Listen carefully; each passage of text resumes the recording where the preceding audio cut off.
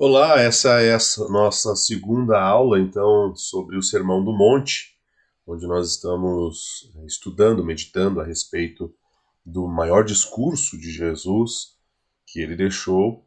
E nessa aula, nesse estudo, nós estamos vendo contextos históricos, né, teológicos, mas também nós temos por objetivo meditar nesses textos. E nós vamos chegar nesse ponto da matéria onde nós vamos meditar, talvez dê tempo de começar hoje ainda, um pouco a respeito do que esses três capítulos de Mateus 5, 6 e 7 falam a respeito do discurso de Jesus, dessa palavra que foi, como eu disse na primeira aula, um, o subir o nível em relação aos Dez Mandamentos, né?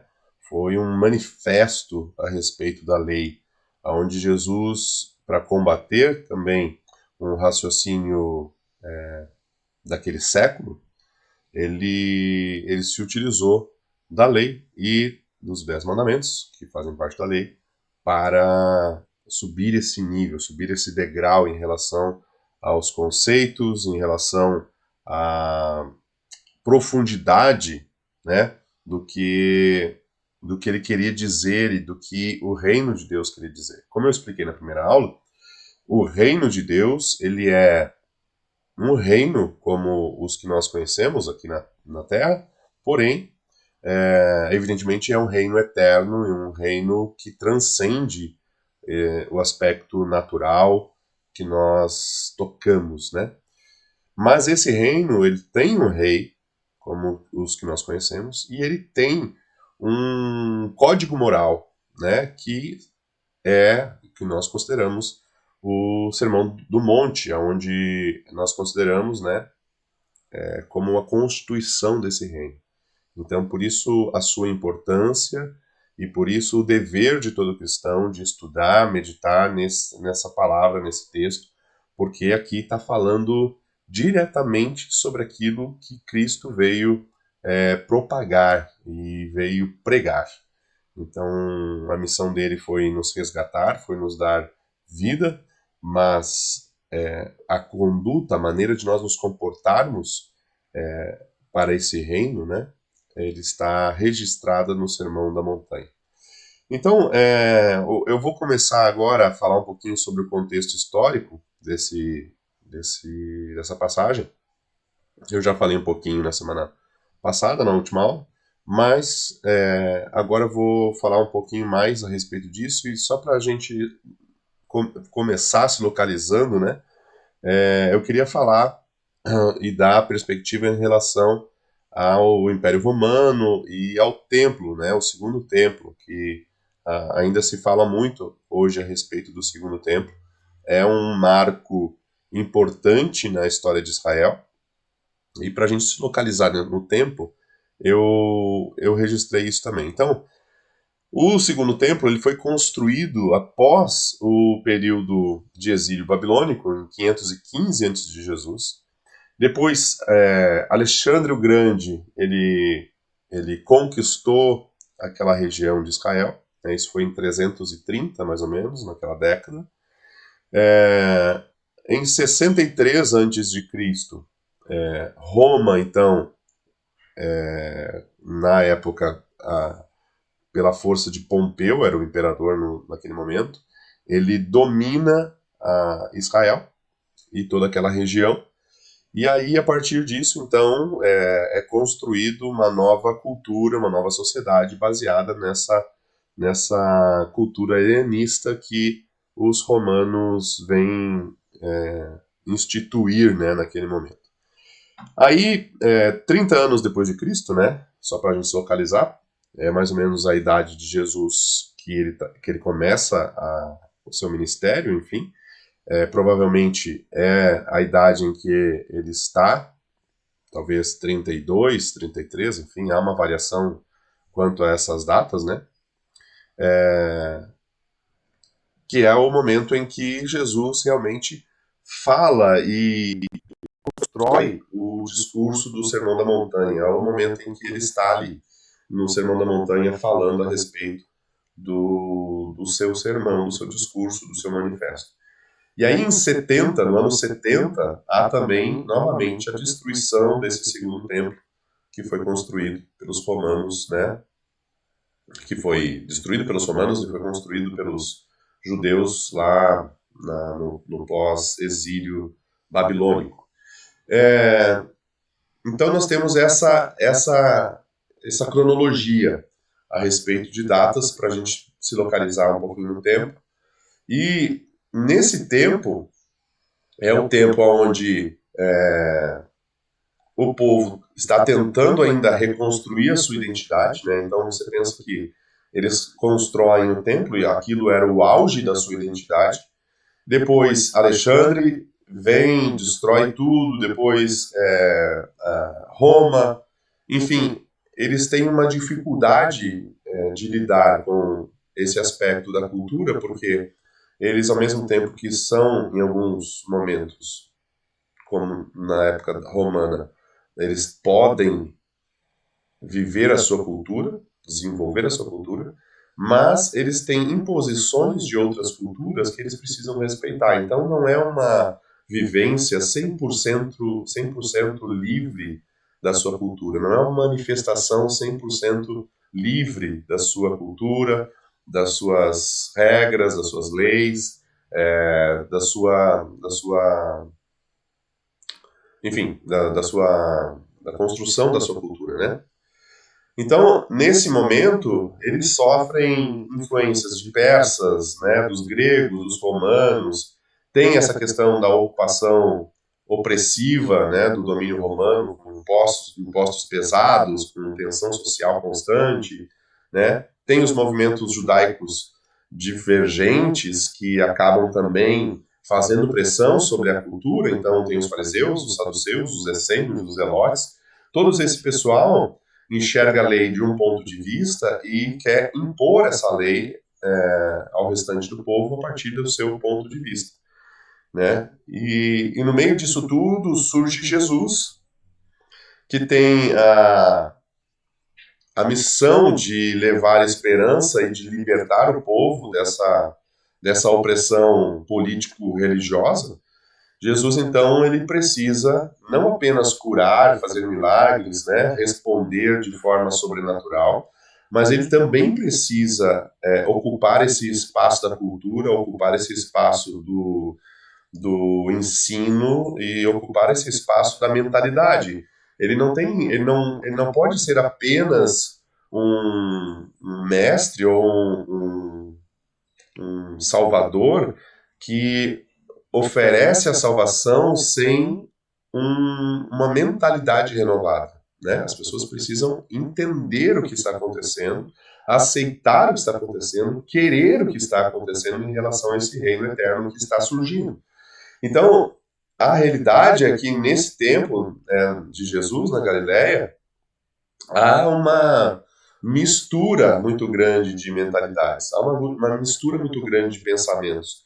E nesse tempo, então, e por isso até hoje nós temos essa falsa ideia de que Jesus veio abolir a lei por conta da graça, por conta do Espírito Santo. Nós temos essa falsa ideia de que a sua obra ela anulou tudo isso. E não é verdade, né? O que hoje nós podemos experimentar conscientemente é que essa salvação não é por obras. Diferentemente de outras culturas, de outras religiões, de outros deuses, até mesmo do judaísmo, nós não precisamos provar que somos bons, porque, em primeiro lugar, nós não somos bons, e, em segundo lugar, não depende de nós essa salvação, né? Então, esse entendimento da graça faz muita diferença para a nossa mentalidade em termos de reino de Deus. Porém, o que ele veio fazer com o Sermão do Monte foi dizer assim, não, eu não estou abolindo a lei, eu estou, na verdade, subindo ela de nível, colocando ela num nível ainda mais alto, para que vocês entendam que vocês são salvos pela graça, mas existe um modo de viver exigido do cidadão desse reino que é muito superior, as exigências são muito superiores às exigências de outros reinos, porque é a característica do reino. Então vamos pensar em Jesus. Jesus está nesse lugar na Galileia, no alto do monte, e a Galileia é um lugar rural, né? Havia também uma multicultura, né? Apesar de estar distante do centro do poder, que era Jerusalém, mas havia essa multicultura porque isso já havia, os domínios já haviam se avançado para o interior da nação, né? Então há uma área nessa região da Galileia, é uma área intensa de atividade agrícola e comercial. Lembra que tem o mar da Galileia, todo o mar, nesse contexto, tinha um porto, por menor que fosse, então enfim, as coisas que eram produzidas na região eram normalmente entregues, distribuídas através dos barcos.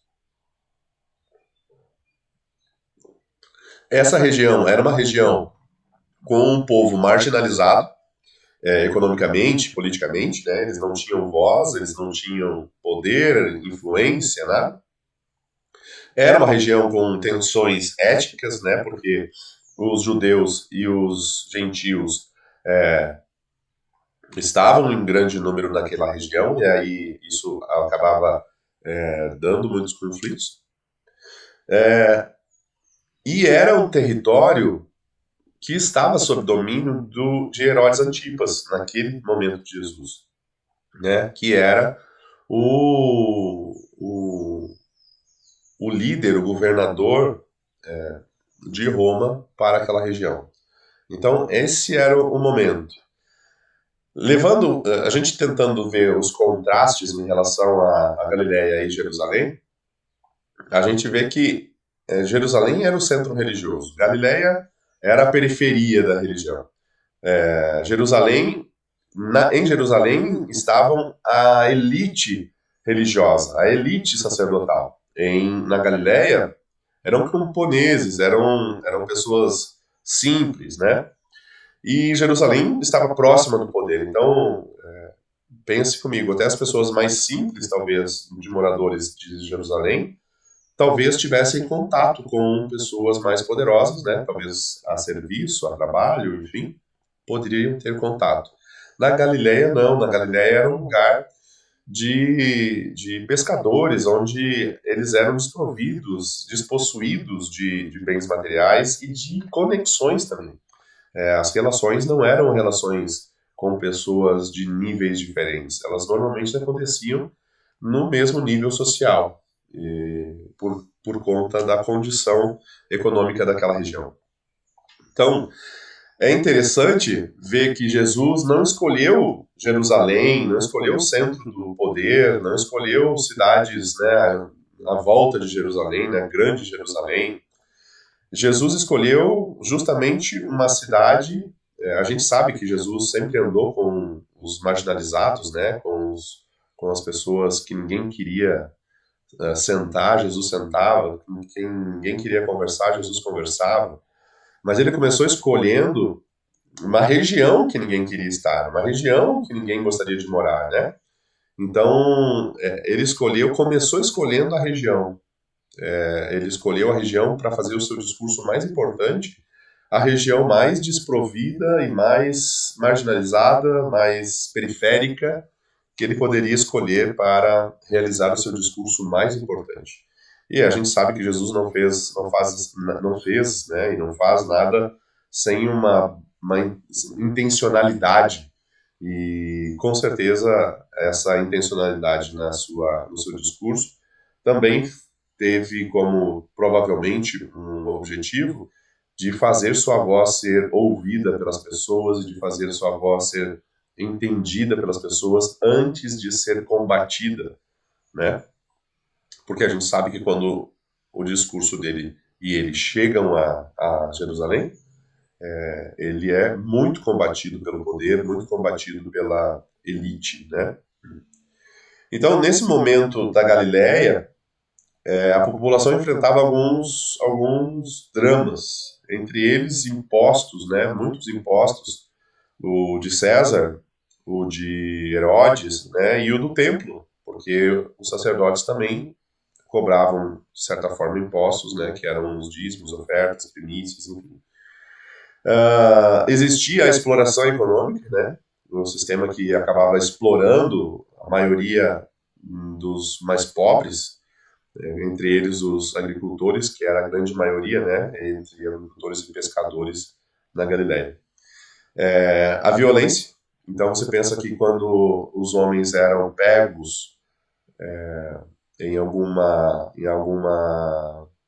contravenção, em algum crime, havia a violência, né, as crucificações, né, as repreensões com violência, enfim. Isso era um normal para eles. E, enfim, fora isso, toda a perda de terras, né, porque não pagavam impostos, porque se endividavam, e tudo isso acontecia nesse momento. Mas aí eu queria que você começasse a pensar comigo o simbolismo de Jesus usar a montanha para fazer o seu discurso, né? A gente sabe que se você falar do lugar mais baixo para o lugar mais alto, vai funcionar um tom de voz. Se você falar de um lugar mais alto para um lugar mais baixo, funciona outro tom de voz. E Jesus escolhe esse lugar, e isso hoje carrega muito simbolismo, né, em todas as culturas, porque se a gente lembrar, buscar na nossa memória tudo o que aconteceu no alto das montanhas, aconteceu muitas manifestações do sagrado no alto da montanha, né? Aconteceu o encontro de Deus com o homem, né? Naquela situação com Moisés. A gente costuma pensar que o alto da montanha é a fronteira entre a terra e o céu, né? Existe esse raciocínio. Então, a montanha, ela tem um aspecto muito mais que apenas geográfico, muito mais do que apenas de facilidade para você falar e enxergar todo mundo que está ouvindo você, muito mais do que essa oportunidade de você falar com um tom de voz mais adequado para não perder sua voz, né? Tem essa questão da fronteira da terra com o céu, desse lugar onde Deus fala com o homem, né? Ainda hoje as pessoas sobem os montes para ter encontros com Deus, para buscar Deus, enfim. Ainda temos esse conceito forte na nossa geração. Então existem alguns paralelos muito fortes em relação à montanha e o discurso de Jesus, né? Então, como eu disse, alguns deles são exatamente esses onde Jesus e Deus falam com o homem, onde Jesus onde Deus fala com Moisés. E nesse momento, Jesus ele está se posicionando como um tipo de Moisés em relação ao seu discurso, né? Lembra que Moisés recebeu as tábuas da lei no alto da montanha. E Jesus usa esse mesmo momento no alto de uma montanha para trazer esse manifesto, essa constituição e subir esse nível dos mandamentos da lei também no alto de uma montanha. Então, para o povo do primeiro século, para o povo que está ouvindo isso, pode até não, num primeiro momento, não parecer, não trazer isso à memória. Mas com certeza isso para eles tem um significado, ainda que eles não lembrassem de Moisés, ainda que isso não viesse à sua memória imediatamente, fazia sentido inconscientemente Jesus estar no alto da montanha e falar sobre o Sermão da Montanha. Então, até porque ele não está dando uma nova lei, né? Ele não está mudando a lei, ele não está anulando a lei, ele está cumprindo, obedecendo e simplesmente subindo a régua, explicando, né, como se aplicando a lei. Então é isso que Jesus faz. Então, todo esse contexto, ele se torna depois, né, inclusive para os religiosos, um ato de resistência cultural, né, um ato de resistência de Jesus em relação à religião e à cultura estabelecida. Não só a religião, não só aos saduceus, fariseus, enfim, mas também ao império, né? Porque ele está se colocando ali, naquele momento, como rei, ele está se posicionando como um governante. Então, desculpa. Então Jesus ele está nesse lugar, simbolicamente, desafiando o poder do império, reivindicando uma autoridade divina, né?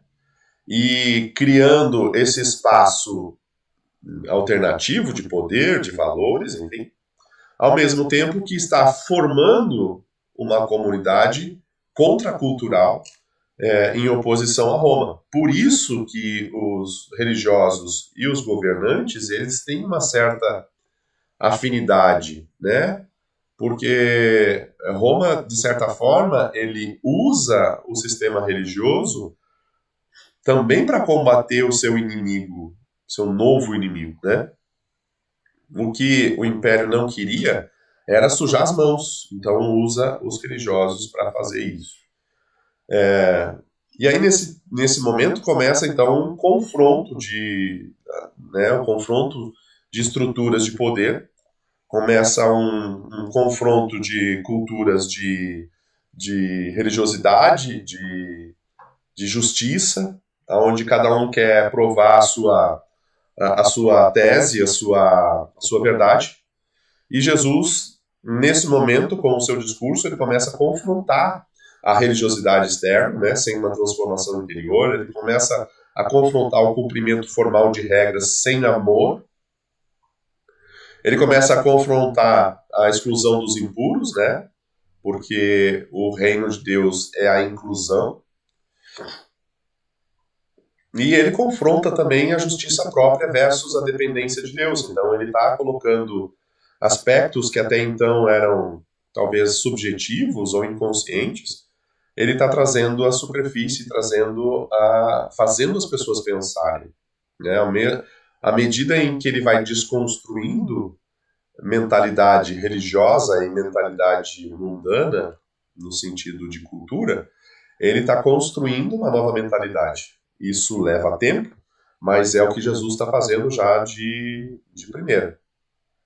Então, um exemplo bem claro disso, né, em relação à justiça, fala no verso 20 de Mateus 5, que é logo no início do seu discurso, ele diz assim: porque vos digo que se a vossa justiça não exceder a dos escribas e fariseus, de modo nenhum entrareis no reino dos céus. Então, nota que isso não é anti-judaísmo, né? Ele não está criticando o judaísmo, mas ele está fazendo uma crítica profética em relação à religiosidade hipócrita.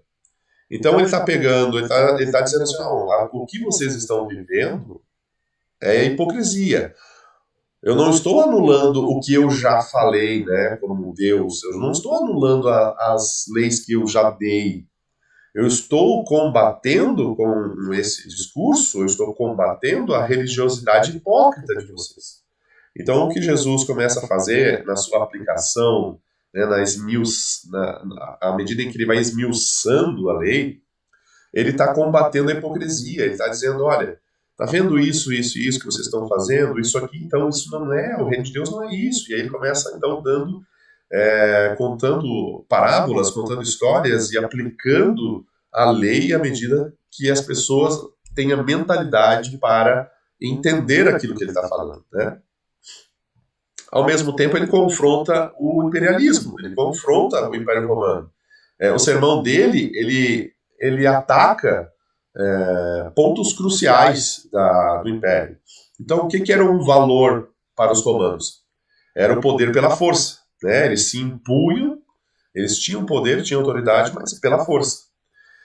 No reino de Deus, e pelo discurso dele, você vê que o poder não é pela força, mas é pela mansidão.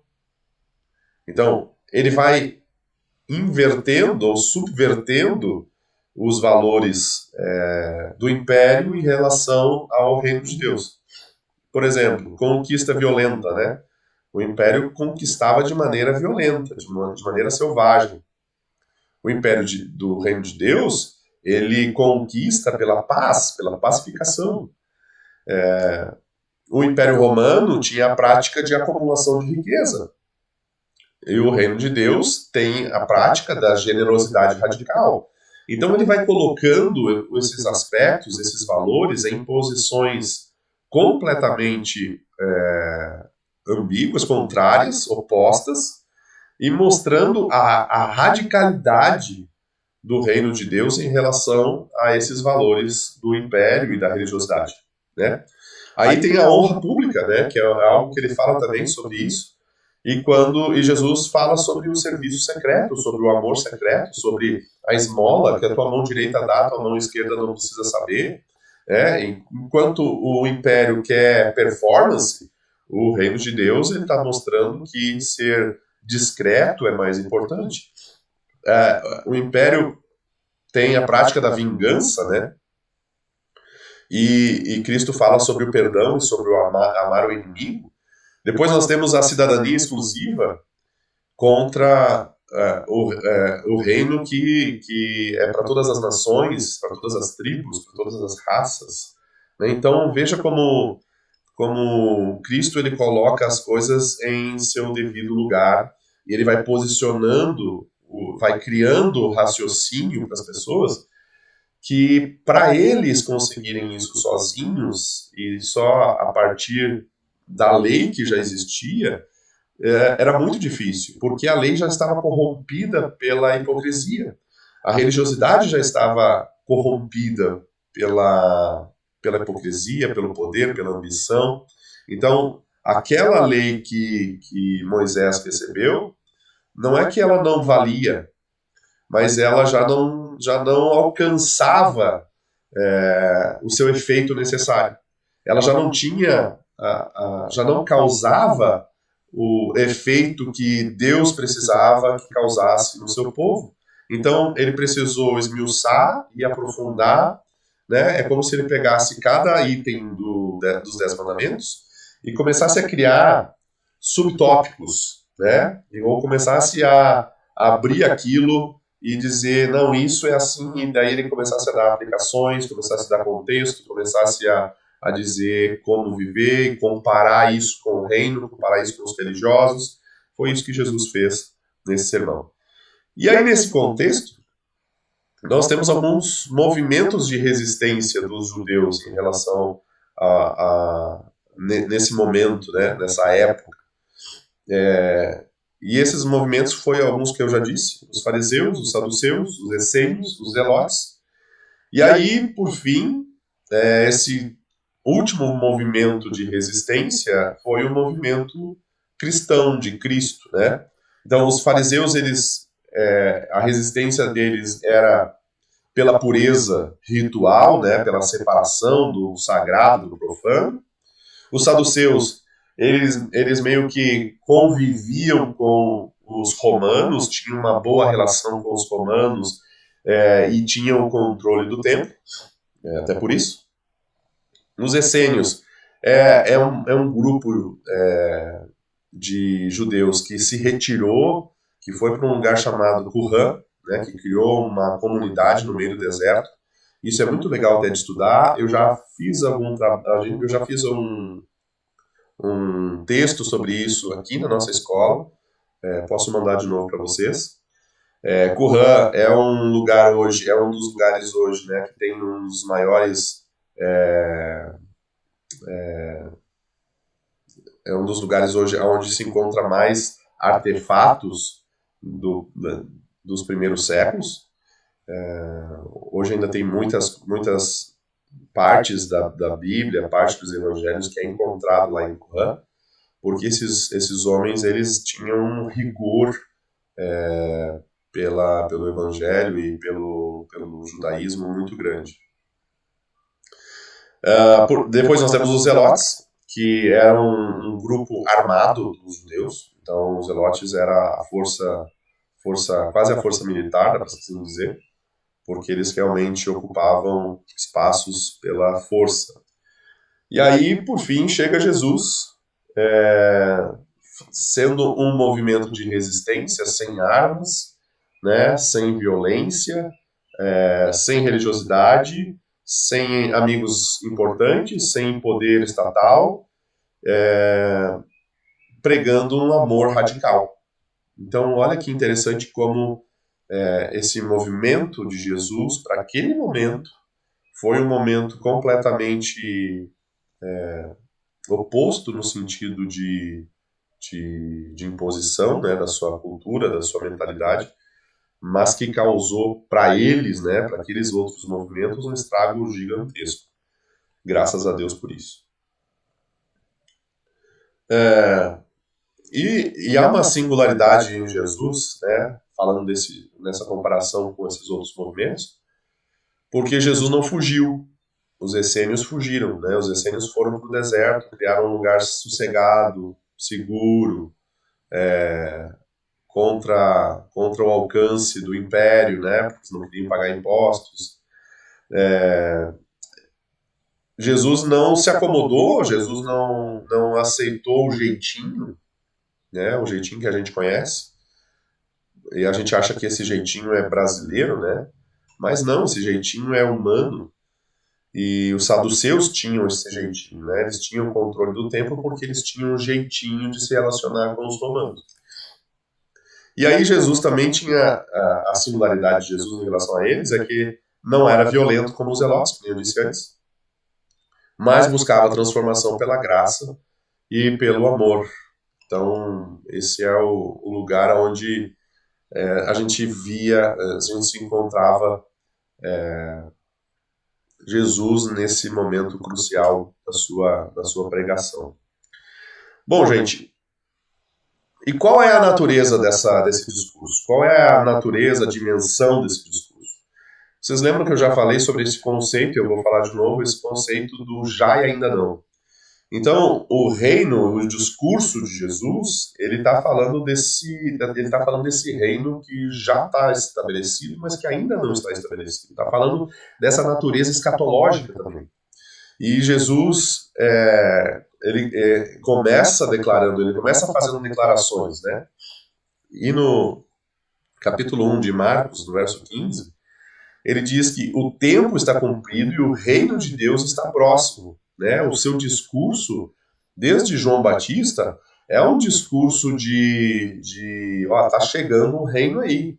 Né? João se anuncia como a voz que clama no deserto, preparando um caminho para um que viria, que era o rei, desse novo reino. Então, a natureza do discurso também é a natureza de um reino que já está entre nós, mas que ainda não está completamente estabelecido entre nós. E esse reino está presente, começou a estar presente ali com Jesus. Então, Jesus é a presença do reino, ele é a manifestação do reino, e ele é a antecipação da igreja.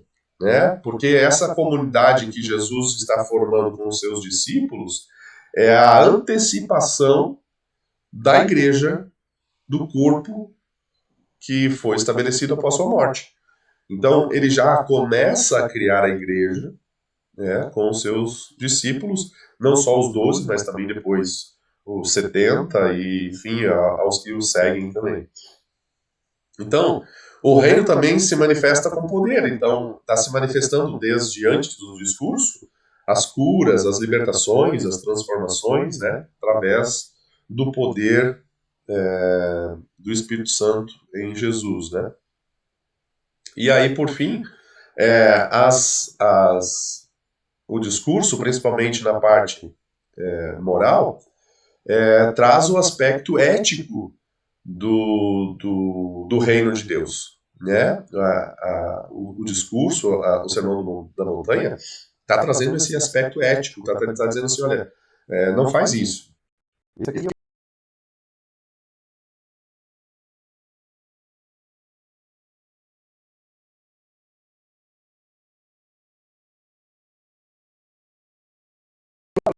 de forma clara, de forma direta, objetiva, que é incontestável hoje nós dissermos, não, isso aí está errado, não pode, tal. Por que nós temos essa condição, né, de dizer isso? Por que hoje a gente consegue dizer o que é moralmente aceito, correto, e o que não é? Porque a lei fez isso. Então, a gente sabe, enfim, que o reino, o conceito do já e ainda não, ele vai se concretizar quando Cristo voltar a segunda vez, vai ter a justiça plena, né? Vai ser estabelecida, vai haver a nova criação vai ser completada, e, enfim, ali tudo vai se estabelecer de forma definitiva em relação ao reino de Deus e a seu estabelecimento na Terra, né? Então hoje nós vivemos essa tensão pelo já ainda não, a inauguração do reino pela vinda de Jesus, mas ainda não vivemos a consumação pela segunda vinda.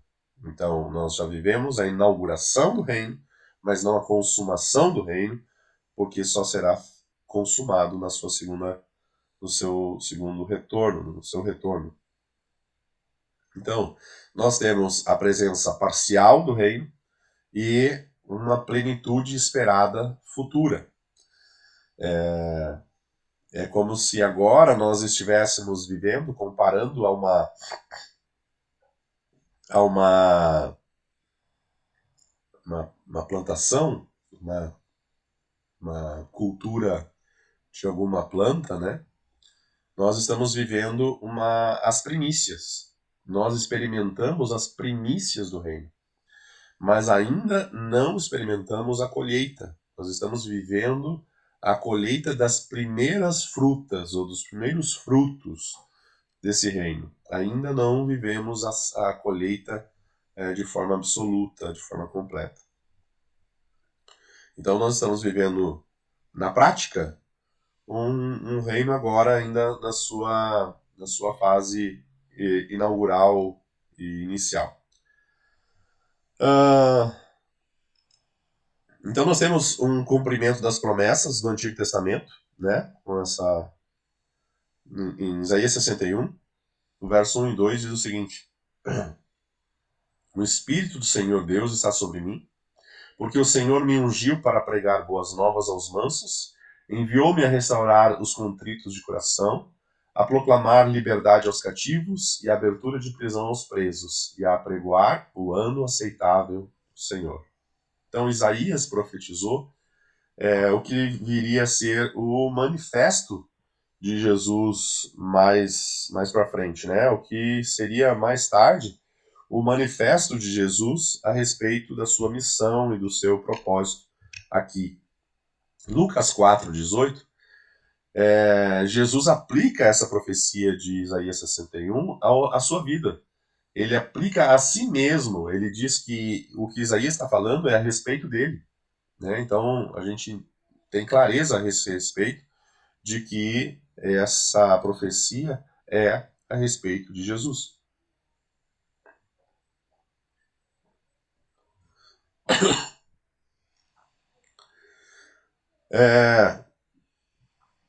Então, eu não sei se vai dar tempo da gente entrar, mas eu queria te incentivar, né, eu te incentivei na primeira aula a ler os 3 capítulos sobre o Sermão do Monte, Mateus 5, 6 e 7.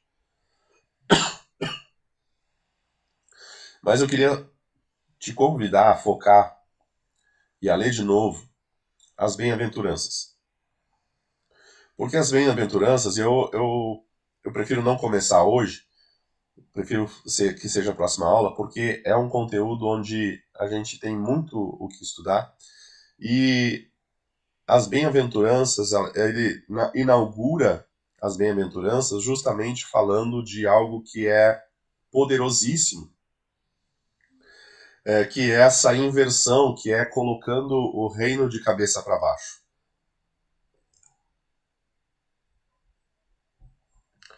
Então eu queria te convidar a estudar o Sermão da Montanha e as bem-aventuranças, e na próxima aula nós entramos com mais detalhes a respeito disso, tá bom? Até a próxima aula.